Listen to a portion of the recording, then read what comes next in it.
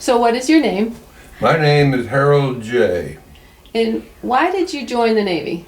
Well, I was in the Naval Reserve, and I knew there was going to be a war. I just knew it.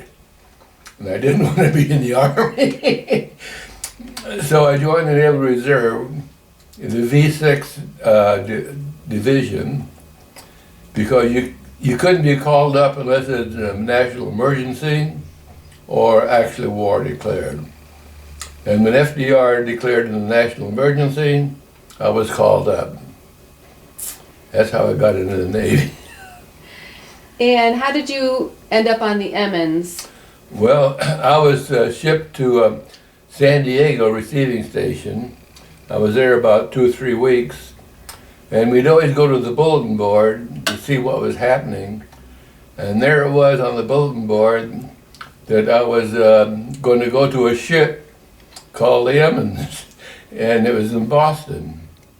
And that's how I found out I was going to be on the Emmons. So what was your job on the Emmons? What did you do? Well, on the Emmons, I was an electrician 3rd class. I got the rating because of my education and the business I was in. I worked for the Department of Water and Power. So when they gave me the rating of electrician made 3rd class. So what would you do on the ship? What was your... Well, my station underway was at the #1 switchboard, and my battle station was battle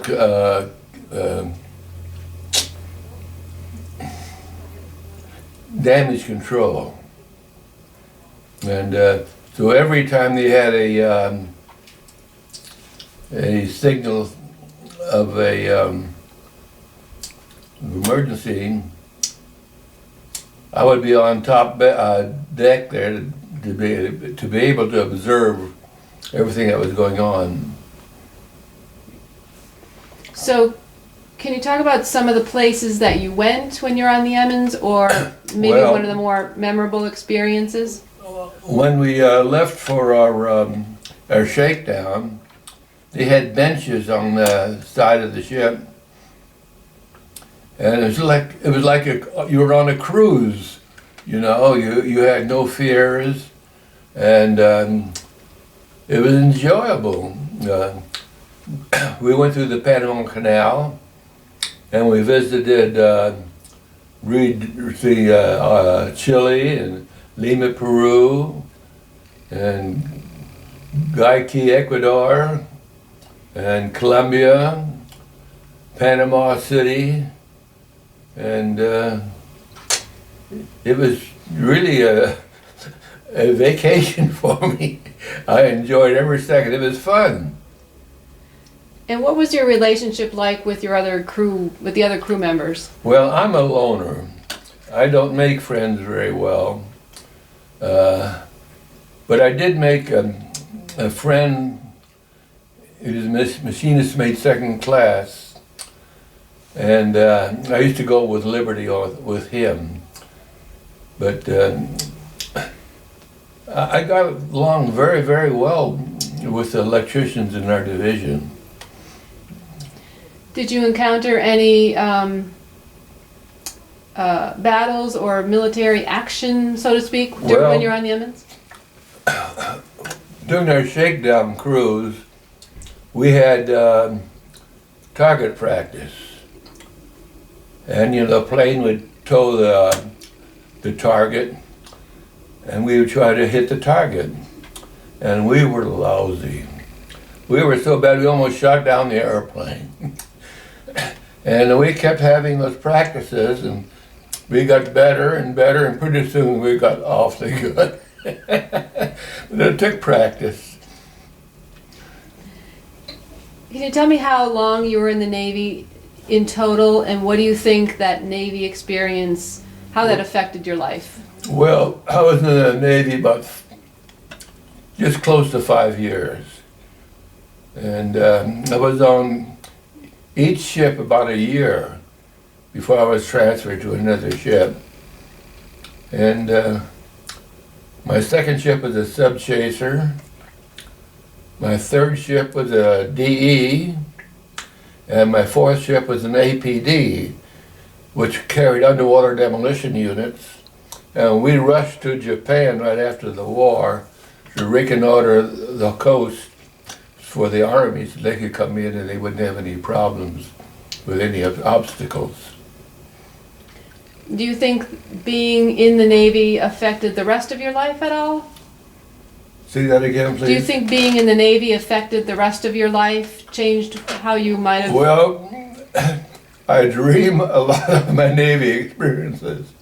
And I dream so often that sometimes I can't remember whether it was in a dream or whether it actually happened.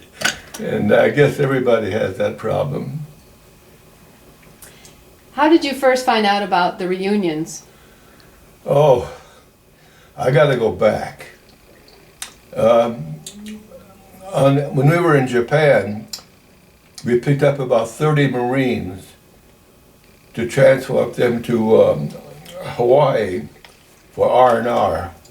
And one of them turned out to be a high school friend of mine. So naturally we shot the breeze, and he told me his experiences and I told him mine.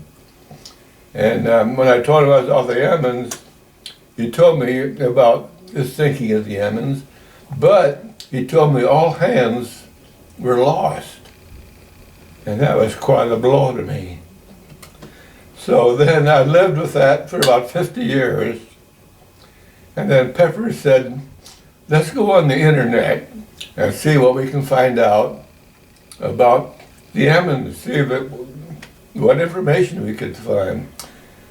And we got on the internet and we got a hold of a Jerry McIlvaney, who was in charge of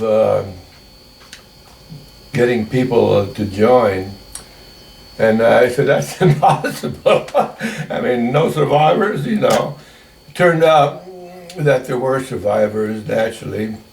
And we called him on the phone immediately and made reservations to go to Florida for the first reunion in 1998. And we've been at every reunion, except at one reunion, I had a stroke, and I had to miss the dinner. And it was only a TIA, you know, I was in the hospital only 2 days. And I conned the doctor to let me go early so I could go home. I didn't like the hospital. But that's how we found out about the reunion. And what does it mean to you to come and see what does it mean to you to come to the reunions? What's more, dear? What does it mean to you to come here to the reunions? Well, it's a very emotional thing for me. I love the Emmons. It was #1 ship for me. And it carries many memories. And the problem I had was when I walked into the room in the hospitality room to meet everybody, I didn't know a soul. They were all guys that were in divisions that I had no contact with, or guys that came in after I had left the ship. But it didn't take me very long to get acquainted with them. They're such a wonderful group of people. I'm very emotional. So, what's next? That's all I have, unless you want to add something. Say again, dear? That's all the questions I have, so unless there's something you wanted to add, something else you wanted to say. Well, I enjoyed my naval career. The worst thing that ever happened to me was when I went to firefighting school. And they had this concrete building, and they poured oil on the floor, lit it, and they gave 2 crews hoses, and we had to go out there and put the fire out. The fire was so intense that it came through the doors and the windows, and when we got in there we were wearing gas masks. And we were taught to sweep the flames away. You can't put it out with a solid hose. You had to sweep it away, push it like you were sweeping your floor. And we got it out, and nobody left the station. Everybody, there were 4 guys on every hose. And if the other guys felt like me, they were scared to death. But we did our job. We got an education in firefighting. And that was my worst experience in the Navy. Okay. Anything else you want to say? I think we're good, unless you want to... Well, no. You're not interested in what happened on the other ships. But I enjoyed my time with Emmons.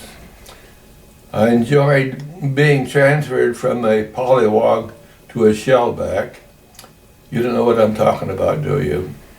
When you cross the zero line, I think the lateral line, you become a shellback and you have to go through initiation. And a lot of the crew were already shellbacks. I was a polywog. And we had to strip naked and went through initiation. And the final initiation was that the polywogs had to go through a harassment line where the shellbacks had paddles, and they paddled the hell out of us. And the captain was the polywog, and they beat the devil out of him. I'm keeping my words civil. And he didn't sit for a week, I know he didn't. But he took it like a man. That was Commander Regan, I think his name was. And that was interesting. And I got a great big plaque describing the incident. Everybody aboard ship got one. And that's by Bubba-Mises. If you know what a Bubba-Mises means. That's a Jewish expression. It's called that's a grandma's tale. Okay. I love it. Okay. When we were coming back from our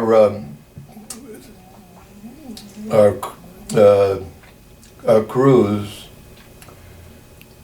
yeah, I almost forgot what I was talking about. Oh yes, we saw evidence of the damage that the German submarines were doing to our cargo ships.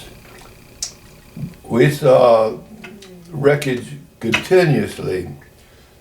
I saw a ship floating upside down, and it made us realize that the Atlantic was just open for the Germans and for their submarines, and they were playing havoc. That was before we really initiated anti-submarine courses. But I thought that was very interesting. It was also very interesting, we ran across a school of flying fish during rough weather. And you know, our destroyer is very low in the water, only 10 foot above the water. And the water would throw the fish on the fantail, and the fish would flop all around, you know, and I'd pick one up and you know, they actually fly. It's only about 2 or 3 feet above the water, but they fly. I thought that was a myth, but they fly, and that was interesting. Okay, that does it for me.